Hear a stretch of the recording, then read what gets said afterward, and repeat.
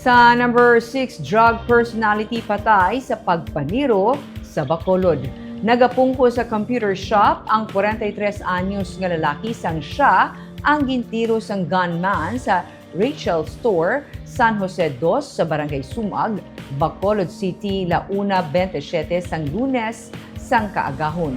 Pila kaigo sang bala ang naangko ni alias Butchoy, taga Barangay Sumag, nga ginakabig sang pulis nga isa ka drug personality.